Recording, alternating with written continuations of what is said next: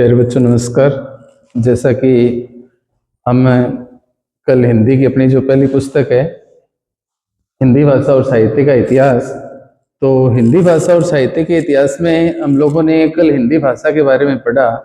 तो भाषा की हम लोगों ने परिभाषा को पढ़ा कि भाषा अपने विचारों को प्रस्तुत करने का माध्यम है, और उस भाषा को तैयार करने के लिए हमें जिन वर्णों की, जिन शब्दों की आवश्यकता पड़ती है, तो उनका वर्गीकरण, और उससे पहले कि ये जो भाषा है इस भाषा का निर्माण कैसे किया जाए। तो जैसे भाषा की जो सबसे छोटी इकाई है वो आपकी ध्वनि, और बिना ध्वनि के किसी भी भाषा का जो निर्माण है वो नहीं किया जा सकता। तो इन भाषा की ध्वनियों की पहचान करने के लिए हमें सबसे पहले स्वर और व्यंजन की पहचान करनी पड़ेगी। अब स्वर, जैसा कल हम लोगों ने बताया कि साहित्य की दृष्टि से देखें या व्याकरण की दृष्टि से देखें तो जो स्वरों की संख्या है वैसे तो 11 है, किंतु 33 अपने व्यंजन रह गए, और वर्णों की संख्या है वो है अपनी 52, और 11 स्वर। और ये जो स्वर ध्वनियां हैं और व्यंजन जो हैं, उन व्यंजन और स्वर के माध्यम से ही एक शब्द का जो है निर्माण किया जा सकता है। आज हम लोग इन्हीं ध्वनियों का वर्गीकरण करते हुए स्वर और व्यंजन की पहचान करेंगे। सबसे पहले जिस तरह से वर्ण क्या है, एक तो वर्ण स्वतंत्र रूप से जिस तरह से हम किसी चीज का वर्णन करते हैं, और जहां अपने मुख से जो वायु है वो बिना अवरुद्ध हुए हुए निकले, तो वो कहलाते हैं आपके स्वर वर्ण। और जहां किसी स्वर की मदद से और किसी वर्ण को प्रस्तुत किया जाए वो कहलाते हैं आपके व्यंजन वर्ण। अब स्वर और व्यंजन वर्ण का जो वर्गीकरण है उसके साथ साथ अपने मुख के अंदर भी क्या है कि जिस तरह से वायु निकलती है, तो वायु एक तो बिना अवरुद्ध हुए, उसके साथ साथ अपनी जो जीवा है, जीवा अर्थात जीव, वो अपने क्या है कि कभी ओष्ठ से होठों से टकराती है, कभी अपने वो दंत से टकराती है, कभी मूर्धन्य से टकराती है, कभी तालु से टकराती है। तो ये जो है वो अलग अलग वर्णों के माध्यम से प्रस्तुत की जाती है। सबसे पहले हम देखें तो स्वरों का वर्गीकरण, और स्वरों का वर्गीकरण करने का मतलब इनको अलग अलग भागों में बांटा गया है। अलग अलग भागों में बांटने के साथ साथ जिस तरह से जीवा का अग्रभाग, जीवा का मध्य भाग, जीवा का पश्च भाग, मतलब पीछे पीछे का भाग। अब जिस तरह से मुख से निकलने वाली जो वायु, उसको अपन क्या है कि मुख विवर कहते हैं, और जिसमें कई बार क्या है कि अपने जैसे ओ की ध्वनि निकालते हैं, ओ, तो उसमें क्या है कि अपना मुख है वो खुला रह जाता है। उसके साथ साथ हमारी जो जीवा है, जिस तरह से व्यंजन वर्ण का जिक्र करें तो व्यंजन वर्ण के अनुसार क्या होता है कि जिस तरह से अपने जीवा व्यंजन वर्ग के अंदर जैसे 5 वर्ग दिए हुए हैं, कैवर्ग है, चैवर्ग है, टैवर्ग है, तैवर्ग है, पैवर्ग है। तो इसके अंदर अपन देखें कि तैवर्ग वाला लेके चले तो अपने जो दांत हैं वो क्या है कि अपनी जीवा से टकराते हैं, ते, थे, दे, धे, ने। ठीक है, तो इसी तरह से क्या है कि स्वरों का वर्गीकरण भी किया जाता है। अब स्वरों के वर्गीकरण के लिए सबसे पहले जो मुख विवर है, अपना जो मुख है वो विवृत रहता है, खुला रहता है, जिसका जो अग्रभाग है वो अग्रभाग कहलाता है आपका, जिसके अंदर ध्वनि निकले, उसमें छोटी ई, बड़ी ई और ए। और उसके साथ साथ जो मध्य भाग है, मध्य भाग के अंतर्गत अपना आता है वो आता है ए। और उसके साथ साथ जो पश्च भाग है, पश्च भाग के अंदर अपने जो वर्ण है, जिनको सवर्ण वर्ण को हम लोग देख रहे हैं, तो सवर्ण वर्णों के अंतर्गत सबसे पहले जैसे ऊ है, बड़ा ऊ है, या आ की जो ध्वनि है, उन ध्वनि उनके माध्यम से निकलती है। उसके साथ साथ जैसा मैंने आपको कल भी बताया था, तो एक बार हमने स्वर और व्यंजन की पहचान करने के लिए जो स्वरों की संख्या व्याकरण की दृष्टि से देखें तो 11 है, और उन 11 स्वरों के अंदर है जिस तरह से ए, आ, ई, बड़ी ई, ऊ, बड़ा ऊ, ऋषि, ए, ऐ, ओ, औ। तो ये हमारे हो गए स्वर। और स्वरों के दौरान जो हमारी मुख से निकलने वाली जो वायु है, और उस वायु के दौरान जो मुख की जो स्थिति रहती है, उस स्थिति का जो वर्णन है वो इनके अंतर्गत किया जा सकता है। इसके साथ साथ इन स्वरों के साथ साथ व्यंजन, और हिंदी के अंदर जो व्यंजन वर्ग है, व्यंजन वर्ग का वर्णन करने के लिए हमें किसी ना किसी स्वर की आवश्यकता अवश्य पड़ती है। अब स्वर की आवश्यकता किस तरह से पड़ती है? जिस तरह से जो व्यंजन को अगर हम दर्शाएंगे तो उदाहरण के तौर पर ये मान के चलो कि क जो है वो अपने आप में एक व्यंजन है। अब क जो अपने आप में व्यंजन है, तो क को जब हम लोग पढ़ते हैं तो क के साथ ए की ध्वनि और निकलती है, क के साथ जो है वो ए की ध्वनि निकलती है। तो इस तरह से इसको अगर हम लिखें तो क के साथ हलंत लगाते हुए और इसका जो वर्णन है वो किया जाता है। तो हिंदी के अंदर जो व्यंजन वर्ण है जिनका उच्चारण स्वरों की सहायता से किया जाता है, इन स्वरों की सहायता से करने के साथ साथ इनको भी जिस तरह से स्वरों को 3 वर्गीकरण के रूप में बांटा गया है, जिसके अंतर्गत अग्रभाग है, मध्य भाग है, पश्च भाग है, और उन तीनों में जैसे छोटी ई है, बड़ी ई है, ए है, ऊ है, बड़ा ऊ है और आ आते हैं। इसी तरह से क्या है कि हिंदी व्यंजन के अंदर उच्चारण की दृष्टि से स्वरों की सहायता पर होती है, और उसके अंतर्गत जिस तरह से अपने स्पर्श व्यंजन, अंतस्थ व्यंजन और ऊष्म व्यंजन। स्पर्श व्यंजन जैसे नाम से प्रतीक हो रहा है कि किसी चीज को अपनी जो जीवा है वो किसी चीज को छुए, ठीक है, वो जो अपने हैं वो स्पर्श व्यंजन कहलाते हैं। उसके बाद कंठे हैं, तालु है, मुर्दा है, दंत है और ओष्ठ है। अपने इसको क्या है कि और अच्छे से समझ सकते हैं। इनको समझने के लिए जैसे कंठ है तो इनको जैसे मैंने अभी थोड़ी देर पहले बताया था कि 5 वर्गों के अंदर विभाजित किया गया है। अब 5 वर्ग कौन कौन से हैं? 5 वर्गों के अंतर्गत सबसे पहले अपना आता है कै वर्ग। अब कै वर्ग की पहचान करने के लिए आपको सीधा सा सरल सा जो उदाहरण बताऊं कि जैसे कै वर्ग को हम शुरू करते हैं तो कै वर्ग का जो संबंध है वो कंठे से है, और कंठे के अंतर्गत है इसमें कै के साथ है कै, खे, गे, घे और अड़े, ठीक है। और ये सारे के सारे इनके साथ हलंत इसलिए लगाए जा रहे हैं क्योंकि बिना स्वर की मदद से, क्योंकि इनके साथ साथ जो ध्वनि निकल रही है वो कै प्लस ए बराबर कै, ठीक है। तो ये जो कंठे हो गए। उसके बाद तालु है, तालु के अंतर्गत जो वर्ग है अपना वो आ गया आपका च वर्ग, ठीक है। उसके साथ साथ जो मूर्धन्य है उसके साथ आ गया आपका ट वर्ग, ठीक है। दंत है उसके साथ आ गया आपका त वर्ग, और जो ओष्ठ है उसके साथ आ गया आपका प वर्ग। तो उच्चारण के अनुसार अपने मुख से जो हवा है वो बिना अवरुद्ध हुए अगर सीधी तो निकलती है तो वो तो अपना स्वर हो गए, और जो किसी के साथ आपस में टकरा रही हो थोड़ी सी रुक करके और आ रही हो तो वो आपका आ गया व्यंजन वर्ण। अब व्यंजन वर्ण के अंतर्गत जैसे स्पर्श वालों में तो ये आ ही गए, उसके साथ साथ जो अंतस्थ वर्ण है उन अंतस्थ वर्णों के अंतर्गत क्या होता है कि उनके उच्चारण के अंदर जैसा मैंने आपको बताया कि जीभ, तालु, दंत और ओष्ठ के साथ साथ टकराती है, तो ये अंतस्थ जो व्यंजन है वो अंतस्थ व्यंजन है आपके कहलाएंगे ये रे ले वैसे। अंतस्थ जो व्यंजन है वो कहलाएंगे आपके ये रे ले वे, ठीक है। तो ये आपके हो गए अंतस्थ व्यंजन। अब अंतस्थ व्यंजन के साथ साथ अपने जो अगले व्यंजन बचे तो उन व्यंजनों के अंदर जैसे कि उनको नाम दिया गया है ऊष्म, ऊष्म। तो ऊष्म व्यंजनों के अंदर आते हैं आपके श आ गया, फिर श शलगम, श षटकोण, श स्लेट और है हल। तो ये सारे के सारे जो हैं वो आपके आते हैं ऊष्म व्यंजन के अंतर्गत। अब इसी के अंतर जो व्यंजन वर्ण है, व्यंजन वर्ण के अंतर्गत अब ऊष्म के साथ साथ आपके आ गए संयुक्त व्यंजन।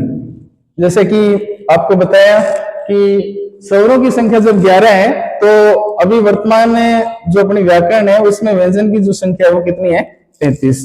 उन 33 वर्णों के अंतर्गत अब जो संयुक्त वर्ण है उन संयुक्त वर्णों में जो बचे हैं उसके साथ साथ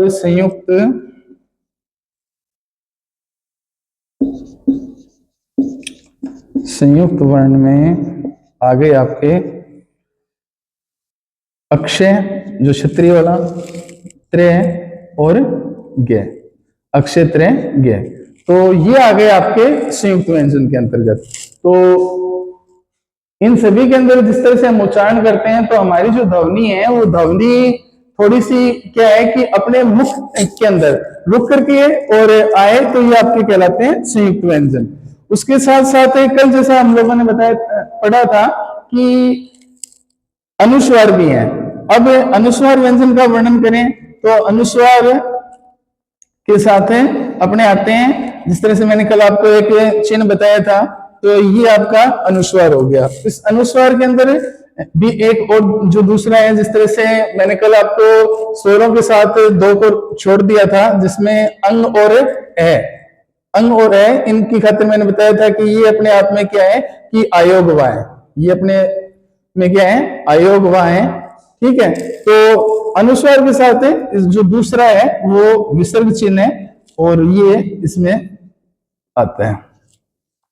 इस तरह से हम लोगों को क्या है कि हिंदी की जो वर्णमाला है उस वर्णमाला के अंदर स्वरों की पहचान करनी पड़ेगी, स्वरों की पहचान के साथ साथ व्यंजन की पहचान करनी पड़ेगी और उस व्यंजन के साथ साथ जैसा कल मैंने आपको बताया था कि इनकी हमें आवश्यकता क्यों पड़ रही है। इनकी आवश्यकता हमें इसलिए पड़ रही है कि हमें व्याकरण से को जो बनाते हैं या व्याकरण की दृष्टि से हमें ये मान के चलो कि अपनी व्याकरण का एक बिंदु है संधि। तो संधि के अंदर संधि को हम पढ़ते हैं तो सबसे ज्यादा जिसकी जरूरत पड़ती है वो पड़ती है अपनी की स्वर और व्यंजन की। स्वर और व्यंजन की जरूरत क्यों पड़ती है? क्योंकि संधि की जो परिभाषा है वो भी कुछ इसी प्रकार से है कि जहां दो या दो से अधिक वर्णों का मेल हो और ध्वनियों के अंदर जो विकार उत्पन्न होता हो और उन ध्वनियों के अंदर जो विकार उत्पन्न होता है और उससे एक नए शब्द का निर्माण किया जाता हो तो वो आपकी क्या कहलाती है? संधि कहलाती है। अब इस संधि के अंदर देखें तो अपने क्या है कि सबसे पहले तो ये देखना पड़ेगा कि इसमें ध्वनि कैसी कार्य है और उस ध्वनि के अंदर जैसे संधि तो अपने बाद का विषय है, किंतु उससे पहले सिर्फ समझाने के लिए मैं आपको ये बता रहा हूं कि यहाँ जैसे उदाहरण के लिए हमने एक शब्द लिखा और उस शब्द के अंदर है जैसे विद्यालय एक शब्द लिख दिया, विद्यालय, विद्यालय को पढ़ते हैं तो विद्यालय पढ़ा जाता है, किंतु इसका संधि विच्छेद करते हैं तो ये होता है विद्या प्लस में आल्य, विद्या प्लस में आल्य। अब इसका संधि विच्छेद किया तो यहां देखो आप आ की ध्वनि आ रही है। ठीक है, फिर यहां दोबारा आ की ध्वनि आ रही है, आ प्लस आ बराबर आ प्लस आ बराबर आ। अब ये आ आता किसमें है? आ आता है आपका स्वर के अंदर। तो इसकी जो पहचान की जाएगी, अगर कल को आपको प्रश्न पत्र में पूछ लिया जाए कि उपयुक्त शब्द के अंदर संधि कौन सी है, तो हमें इसकी पहचान इन ध्वनियों के माध्यम से और प्रस्तुत कर सकते हैं कि इस शब्द के अंदर क्या है कि स्वर संधि है। अब स्वर संधि की पहचान करने के लिए हमें आसानी किससे हुई? आसानी इससे हुई कि ताकि हमने क्या है कि अपनी ध्वनि के माध्यम से इस चीज की जो पहचान है वो कर ली कि इसके अंदर जो है वो स्वर इसके अंदर क्या है कि स्वर संधि है। इसी तरह से सबसे पहले किसी भी चीज को पढ़ने के लिए उसके बारे में जानना आवश्यक होता है और इनके जानने के साथ साथ पहले हमें उन चीज की पहचान होनी चाहिए कि ये आते किसके अंतर्गत हैं। तो 11 जो हैं स्वर हमारे और 33 हैं वो व्यंजन है। तो इसी तरह से उच्चारण की दृष्टि से देखें और वर्गीकरण करके देखें तो अपने मुख की जो स्थिति है या कह सकते हैं कि अपने कंठ से जो निकलने वाली जो ध्वनि है जिसके अंतर्गत अपने जो व्यंजन वर्ग है उस व्यंजन वर्ग की पहचान की जाती है। उन व्यंजन वर्ग के अंतर्गत जिस तरह से सबसे पहले जो कंठे हैं, कंठे की पहचान तो हमारी इसी से हो जाती है कि हमारा जो पहला ही वर्ग है उसका जो सीधा सीधा जो संबंध है वो अपना क्या है कि कै वर्ग से है। तो कै वर्ग से इसका संबंध होने के साथ साथ है और हम इसकी जो पहचान है वो कर सकते हैं कि इसके अंदर है कै वर्ग के अंदर जितने भी वर्ण है, कै के साथ जितने भी वर्ण आते हैं, क्योंकि इनकी जो वर्ग है इन वर्गों को 5 वर्गों के माध्यम से बांटा गया है। इन 5 वर्गों के अंदर 5 वर्ण भी शामिल हैं। कै के साथ है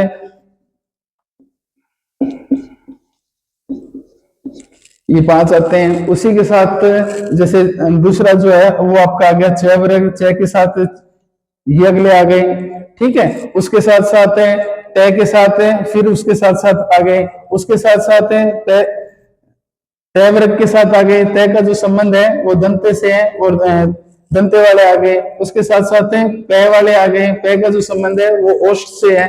तो उच्चारण के अंदर सबसे पहले जिस तरह से मैं आपको एक शब्द लिखता हूं, उस शब्द के अंदर क्या है कि एक ध्वनि के माध्यम से ही हम लोग उसकी पहचान करेंगे। जैसे एक तरफ मैंने लिख दिया पानी और एक तरफ लिख दिया पानी, एक तरफ लिखा पानी और एक तरफ लिख दिया पानी। आम बोलचाल की भाषा में देखें तो अपने अमुक व्यक्ति को कहते हैं कि आप एक गिलास से पानी लेके आओ, ठीक है। लेकिन शुद्ध रूप से देखें तो अपने उनको बोलेंगे कि आप एक गिलास से पानी लेके आओ। अब जो शुद्ध रूप है और एक अशुद्ध रूप है, तो इस शुद्ध रूप के अंदर जो ध्वनि है वो अलग विकार उत्पन्न कर रही है और उसके साथ साथ जो अशुद्ध है उस अशुद्ध में जो ध्वनि है वो अलग विकार उत्पन्न कर रही है। तो इसी चीज की हमको पहचान करनी पड़ेगी कि उपयुक्त जो शब्द है उस शब्द में कैसी ध्वनि निकल रही है, उस ध्वनि का जो शुद्ध रूप है वो कौन सा होता है, ठीक है। तो इस चीज की पहचान करने के लिए जैसे जो पानी शब्द है, इसमें पानी शब्द के अंदर पा अलग है और नी अलग है, ठीक है। और किंतु अब देखो और उसको सरल से समझें तो उसको सरल से समझने के साथ साथ यहाँ जो पा लिखा है उसमें आ की ध्वनि आ रही है और जो नी लिखा है उस नी के अंदर बड़ी ई की मात्रा लगी हुई है तो इसमें नी की ध्वनि आ रही है। अब दोनों के अंदर ये देखो आपसे पूछ ले जाए कि उपयुक्त शब्द के अंदर कौन सा वर्ण है, तो आप उपयुक्त शब्द के अंदर इस वर्ण को ढूंढोगे कैसे? ढूंढने के लिए अपने को क्या है कि यहाँ तो हमें पता नहीं चल रहा, ये जो शब्द दिया हुआ है उस शब्द में तो पता नहीं चल रहा। क्यों पता नहीं चल रहा? वो इसलिए पता नहीं चल रहा कि भाई इसको तो क्या है कि एक व्यंजन रूप में लिखा हुआ है और व्यंजन रूप में लिखने के साथ यहाँ तो हमें कहीं स्वर वगैरह तो दिखाई ही नहीं दे रहा। और स्वर वगैरह दिखाई तो नहीं दे रहा, लेकिन उस स्वर की पहचान हम लोग कैसे करें? उस स्वर की पहचान करने के लिए अपने क्या है कि अपन का इसका एक संधि विच्छेद करके देखें। इस शब्द के टुकड़े कर देते हैं हम लोग। अब संधि विच्छेद करें तो संधि विच्छेद करने के साथ साथ यहाँ पा बच गया और यहाँ प्लस नी बच गया। अब पा प्लस नी बचने के साथ साथ इन दोनों के अंदर ध्वनि कैसी निकल रही है? इस शब्द के अंदर इन दोनों के साथ साथ ध्वनि कैसे निकल रही है? और किसी भी भाषा की जो सबसे छोटी इकाई है वो ध्वनि है। ध्वनि से ही हम लोग एक तरह से ये मान के चलो कि शब्द की पहचान कर लेते हैं कि सामने वाला हमसे क्या पूछ रहा है और हमें उसे बताना क्या है। तो यहाँ पानी शब्द है, ये पानी मूल शब्द हो गया आपका और मूल शब्द के अंदर जो ध्वनि निकली वो ध्वनि निकली आपकी आ और ई की। और आ और ई की ध्वनि निकलने के साथ साथ हमने इसकी पहचान कर ली हिंदी वर्णमाला के अनुसार कि ये जो ध्वनियां हैं वो स्वर ध्वनि है, स्वर ध्वनि है। जैसा कि दिखने में ये व्यंजन है, ध्वनि से हम इसकी पहचान करते हैं, वो स्वर से करते हैं। तो इसी तरह से क्या है कि हमें इन ध्वनियों की पहचान करने के लिए इनका वर्गीकरण करने की आवश्यकता है। अब किसी भी भाषा को समझने के लिए और स्वर और जो व्यंजन है उनको समझना हमें अति आवश्यक है। उन्हीं सब जैसे देखा जाए कि वैसे देखा जाए तो व्याकरण की दृष्टि से जो हिंदी वर्णमाला है तो हिंदी वर्णमाला के अंदर शुरुआत जो है वो वर्ण से हो जाती है। वर्ण के बाद आपके शब्द आ गए, कभी लिंग आ गए, कभी कारक आ गए, कभी चिन्ह आ गए उसके साथ साथ चिन्हों के साथ साथ उन शब्दों के निर्माण के साथ साथ आपके कभी विलोम शब्द आ गए, कभी पर्यायवाची आ गए, कभी भिन्नार्थक शब्द आ गए, कभी युग्म शब्द आ गए। अब काव्य की दृष्टि से देखें तो कभी गुण आ गए, कभी दोष आ गए, कभी संधि है, कभी समास है, ठीक है, कभी रस है, कभी अलंकार है, कभी छंद है, कभी। तो इस तरह से जो चीजें हैं वो आती रहेंगी। तो उन चीजों को पहचान करने के लिए सबसे पहले हमें उसकी जो रूपरेखा है उसको समझना आवश्यक है। अब कई बार क्या हो जाता है कि जिस तरह से जो उच्चारण से देखें तो उच्चारण से देखें तो अपना जो ऊष्म व्यंजन है, ऊष्म व्यंजन में सबसे ज्यादा जो भ्रम है वो देखने को मिलता है। जिस तरह से श सामने वाले ने आपको कह दिया कि एक काम करो कि ये जो मार्ग है, ये जो सड़क है किस तरफ जा रही है, ठीक है। तो विद्यार्थी है उसको पढ़ने में या लिखने में यहाँ दिक्कत आ रही है कि मैं कौन से स का प्रयोग करूं। तो इस चीज के लिए हमें उस वर्ण की जो है उनकी पहचान करने की आवश्यकता होती है। अंतस्थ व्यंजन है, उन अंतस्थ व्यंजन के अंतर्गत जो ये रेले है उनकी भी आवश्यकता होती है। इसी तरह से जो अपनी हिंदी वर्णमाला है, उस हिंदी वर्णमाला के अंदर मैं आपको बताऊं कि रे, आप सोचोगे कि रे बराबर रे रथ, ठीक है। अब रे रथ है, अब हिंदी वर्णमाला के अंदर रे रथ के भी 4 प्रकार है। जो हिंदी वर्णमाला है उस हिंदी वर्णमाला के अंदर रे के 4 प्रकार है। एक तो आपके सामने मैंने लिख ही दिया, इस चीज को आप पहचान कर ही लोगे। तो उस पहचान करने के लिए 2 आ गए आपके सामने। एक तो सामान्य सा जो रे आता है अपना, एक इस पै के नीचे जो रे लगा हुआ है, तो इस रे को अपन किस तरह से पहचान करें। तो रे को पहचान करने के लिए एक जो सार्थक शब्द लिखा होगा, एक सार्थक शब्द का मतलब ये है कि कोई ऐसा शब्द जिसका सही से अर्थ निकलता हो, ठीक है। अब ये 4 रे हैं वो किस प्रकार से हैं, और 4 रे के साथ साथ हमें उनकी पहचान करनी पड़ती है कि इसमें कौन सा वर्ण है। तो 4 रे, सबसे पहले रे रथ वाला आ गया, एक रे तो ये आएगी आपके सामने। दूसरा जो रे है वो आपका प्रकार वाला आ गया, जो पै के नीचे रे लगा हुआ है। तो इनका जो चिन्ह है उसके साथ साथ है जो 3 नंबर का रे है, जिस तरह से हम लोग कभी किसी शब्द को लिखते हैं क्रम में, उसके साथ साथ है दुर्गा, ठीक है। इस एक अभी जो मैं आपको बताऊं कि ध्वनि की सबसे बड़ी बात है, अभी थोड़ी देर पहले हम लोग जिक्र कर रहे थे कि इस ध्वनि की हम पहचान कैसे करें, कि एक क्रम तो ये लिख दिया और एक क्रम लिख दिया ये। अध्यापक ने, सर ने, किसी ने ये कहा कि सर एक काम करो कि उपयुक्त विद्यार्थी एक क्रम वाइज अपनी एक कॉपियां लेकर के आओ और उसके बाद अपनी नोटबुक को चेक कराओ। तो इस पंक्ति को लिखने के लिए वो जो बच्चा है वो भ्रमित हो गया। उस बच्चे को ये नहीं पता चल रहा कि अपन क्रम कौन सा लिखे, इसके नीचे रे कौन सा लेके आए। तो इस तरह से इन ध्वनियों की पहचान करने के लिए हम लोगों को जो है वो हिंदी की जो वर्णमाला है उसको पढ़ने की आवश्यकता है। इस तरह से जो शब्द का निर्माण है वो किया जा रहा है। तो यहाँ प्रकार, इसके पैर के नीचे लगा हुआ रे, फिर क्रम वाला रे, और इस क्रम में यहाँ जो क्रम है उसके मैं के ऊपर लगा हुआ है। तो यहाँ जो ध्वनि के अंदर जो विकार उत्पन्न हो रहा है वो इसी वर्णमाला के अंतर्गत, जैसे यहाँ जो रे है वो ऊपर लगा हुआ है, ठीक है। इसी तरह से रे का जो चौथा प्रकार है, जिस तरह से एक नाम लिख दिया राष्ट्र, एक नाम है वो लिखा गया राष्ट्र। अब राष्ट्र के नीचे जो ये जो चिन्ह लगा हुआ है, ये चिन्ह भी आपका क्या है कि रे का ही चिन्ह है।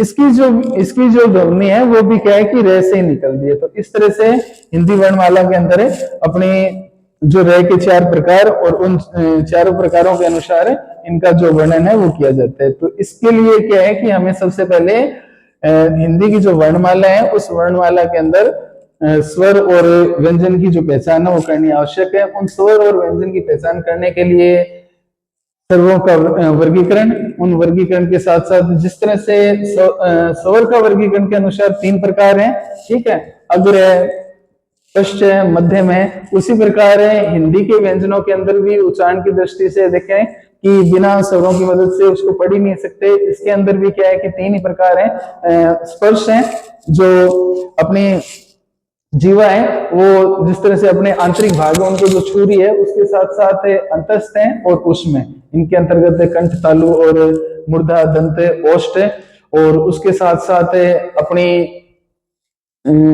उस व्यंजन के अंतर्गत श से श, उसके साथ साथ जो संयुक्त व्यंजन है उसमें अक्षत्र ग, और उसके साथ साथ है जो अयगवा या अनुस्वार है उसमें अनुस्वार के अंदर अभी जो आप लोगों को ये जो लिखे हुए आयगवा उसमें जो ऊपर चिन्ह लगा हुआ है वो अनुस्वार, यहाँ जो चिन्ह लगा हुआ है वो आपका हो गया विसर्ग। तो इस तरह से क्या है कि हम लोग स्वर और व्यंजन का जो वर्गीकरण है वो कर सकते हैं। अब स्वर और व्यंजन का वर्गीकरण के साथ साथ अब वर्ण की तो हम लोगों को पहचान हो गई, और पहचान होने के लिए इस चीज की भी पहचान करनी पड़ेगी कि इसमें शुद्ध शब्द कौन सा है। ठीक है, और शुद्ध शब्द के साथ शब्द शुद्ध है, यहाँ शब्द है वो शुद्ध है आपके सामने है, किंतु इसकी पहचान कैसे करेंगे? दिखने में तो ये थोड़ी देर पहले जैसे मैंने आपको बताया था कि दिखने में व्यंजन सा दिखाई दे रहा है, क्योंकि स्वर का तो यहाँ कोई नामो निशानी नहीं है, क्योंकि ये जो है वो आपका क्या है पैवरक के अंतर्गत आता है। अपनी जो जीवा है वो क्या है कि ओष्ठ से टकरा रही है, इसलिए ये व्यंजन हो गया। और सीधा सा देखें तो अपने क्या कि उत्तर में लिख देते हैं कि व्यंजन। अगर आप कोई प्रतियोगिता परीक्षा दे रहे हो और उसमें आपसे पूछ लिया जाए कि उपयुक्त शब्द के अंदर कौन सा वर्ण है, तो हम लोग ने जल्दी से देख के लिखा कि इसमें व्यंजन है। लेकिन जब इसकी मूल जड़ तक तो पहुंचे तो देखते हैं कि इसकी जो ध्वनि है, इसकी जो ध्वनि है, इस शब्द की जो ध्वनि है वो ध्वनि के अंदर हमारे अंदर ध्वनि के अंदर मुख के अंदर जो ध्वनि बन रही है वो ध्वनि बन रही है आपकी आ और ई की। अब आ और ई की जो ध्वनि बन रही है तो आ और ई का जो संबंध है वो किससे है? हमारा स्वर से है। आ और ई का संबंध किससे? हमारा स्वर से। तो स्वर से संबंध होने के साथ साथ हम लोगों ने उत्तर को टिक किया था कि व्यंजन वर्ण है, लेकिन इसका उत्तर तो आ रहा है कि इसके अंदर कौन सा वर्ण है आपका? इसके अंदर ये मान के चलो कि स्वर वर्ण है, तो हमारा उत्तर तो गलत हो गया। तो इसी तरह से क्या है कि हमें इन स्वरों की पहचान करने के लिए सबसे पहले ध्वनि की पहचान करनी आवश्यक है, और ध्वनि के अंदर जो विकार उत्पन्न हो रहे हैं उन चीजों की पहचान करने की आवश्यकता है। जिस तरह से भ्रम फैलाने के लिए, और जैसे मैंने आपको बताया कि जिस तरह व्याकरण की दृष्टि से देखें कि ये जो रे है, इस रे के भी 4 प्रकार बना दिए। अब इन्हीं भ्रम को दूर करने के लिए हमें सबसे पहले और सुभाजी और व्यंजन की जो पहचान है वो की जाती है। और देखा जाए तो ये हमारा साहित्य या अपना जो भाषा है, भाषा का चरण है, भाषा का चरण, क्योंकि किसी भी चीज की हम लोग शुरुआत कर रहे हैं तो शुरुआत करने के लिए हमें क्या है कि सबसे पहले जिस तरह से किसी चीज की नींव रखी जाती है और वो नींव ही क्या है कि मजबूत होनी चाहिए। तो वैसे क्या है कि हमारे सबसे पहले किसी भी शब्द का, किसी भी पद का, किसी भी वाक्य का, किसी भी श्लोक का जब हम लिख रहे हैं तो उस चीज को लिखने से पहले हमें उस चीज की पहचान होनी चाहिए कि हम जो चीज लिख रहे हैं वो सही है या नहीं। ठीक है, वो आती किसके अंतर्गत है। तो इस चीज को दर्शाने के लिए और हमें क्या है कि स्वर और व्यंजन को पढ़ना आवश्यक है। आपका जो पाठ्य पुस्तक है हिंदी भाषा का साहित्य और इतिहास है, साहित्य और इतिहास के अंदर अपना भाषा को सीखने के लिए और भाषा को जानने के लिए स्वर और व्यंजन की आवश्यकता पड़ती है। और इन्हीं आवश्यकताओं की जो कमियां हैं उनको दूर करने के लिए हम लोग इन वर्गीकरणों का अध्ययन कर रहे हैं। इन वर्गीकरणों को सुदृढ़ और सही ढंग से लिखने के लिए हमें एक लिपि की आवश्यकता पड़ती है। ये जो हमारी लिपि है देवनागरी लिपि, देवनागरी लिपि की जो उत्पत्ति है वो संस्कृत से हुई, और संस्कृत से होने के साथ साथ उस दौरान जो हमारी जो लेखन शैली थी वो लेखन शैली इसी लिपि के अंतर्गत आती थी। और इन लेखन शैली के अंदर जो शब्दों की जो बनावट थी, वर्णों की जो बनावट थी, उनके नीचे देखो अभी थोड़ी देर पहले मैंने आपको बताया था कि जो व्यंजन हम लोग लिख रहे हैं, अभी जो क वर्ग वाले जो व्यंजन लिखे ना, और क वर्ग वाले व्यंजनों के अंदर मैंने आपको अभी थोड़ी देर पहले बताया था कि व्यंजन स्वरों की सहायता से लिखे जाते हैं। अब आप लोग स्वरों की सहायता से किस तरह से लिखे जाते हैं कि एक जो क है, तो क को लिखने के लिए अपने को क प्लस ए, क्योंकि क के साथ क्या है, ए की ध्वनि लग रही है और उसके साथ साथ हलंत लग रहा है, तो हलंत लग रहे हैं, हलंत लगने के साथ साथ हलंत का जो संबंध है वो कौन सी भाषा के साथ है? हलंत तो हम लोग किसमें पढ़ते थे? संस्कृत में पढ़ते थे, और संस्कृत में पढ़ते थे तो संस्कृत की जो लिपि रही है वो देवनागरी लिपि रही है, इसीलिए किसी चीज को सुदृढ़ और व्यवस्थित ढंग से लिखने के लिए उस लिपि की आवश्यकता पड़ती है।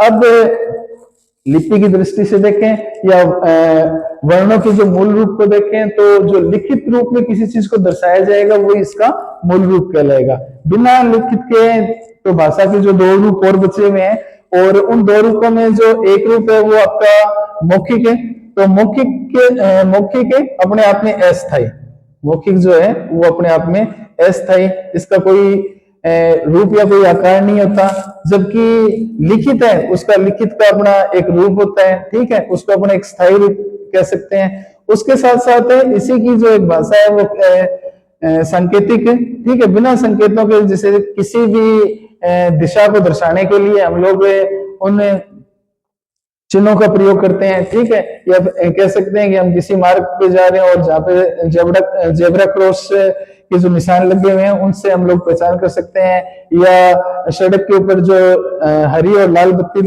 लगी हुई है उनसे हम लोग इस चीज की पहचान कर सकते हैं। तो वैसे ही क्या है कि इन ध्वनियों की पहचान करने के लिए हमें स्वर और व्यंजन की जो पहचान करनी है वो आवश्यक है। बाकी जो देवनागरी लिपि है बाएं से दाएं तरफ लिखी जाती है, ठीक है, और अपनी अलग अलग लिपियों की अपनी अलग अलग विशेषताएं, तो लिपियों के बारे में हम लोग कल पढ़ेंगे।